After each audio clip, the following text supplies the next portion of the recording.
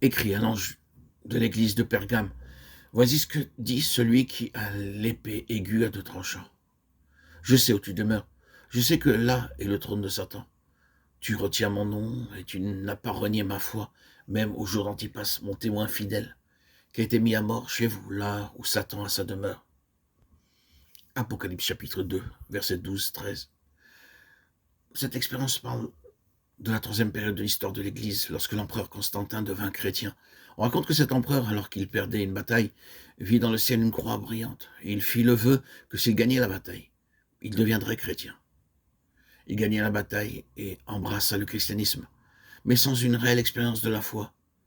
Plusieurs de son armée l'imitèrent et devinrent aussi chrétiens.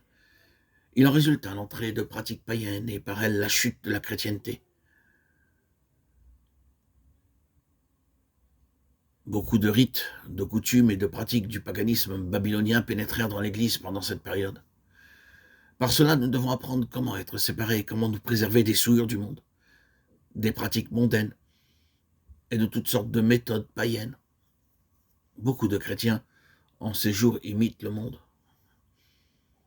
Ils pensent posséder un très solide argument. Nous ne pouvons pas être différents, disent-ils.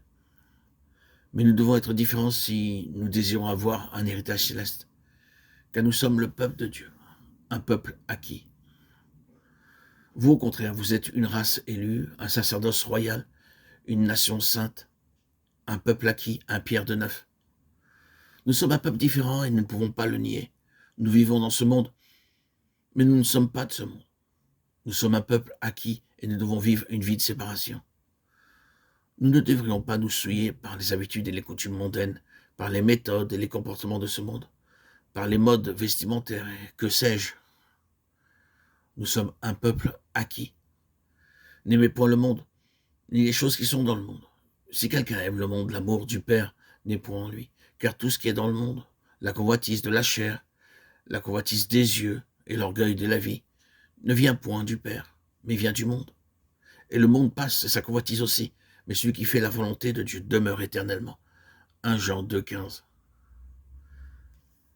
C'est à cause de tous ces désirs pleins de convoitises, mauvais et impurs, que les gens suivent les modes mondaines. Il n'est pas besoin de nous leurrer nous-mêmes en disant que ceci est à la mode et cela n'est pas à la mode.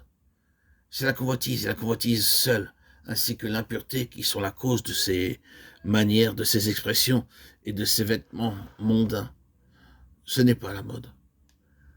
Les cœurs sont devenus impurs et remplis de mal. Les fabricants qui veulent faire connaître leurs produits utilisent des images pleines de convoitise. Nous ne pouvons pas éviter de les voir. La musique moderne, les images, les livres modernes, les magazines sont luxurieux, les habitudes sont pleines de convoitise. Et les toilettes modernes, qui habillent à moitié, sont honteuses. Si nous allons après la mode, n'espérons pas être qualifiés pour le royaume de Dieu. Nous serons séduits par les gens mondains, mais grâce soit rendue à Dieu pour la grâce qu'il nous a donnée de nous conserver sans souillure et de préserver nos vêtements de toute tache du monde, sinon nos pensées seraient souillées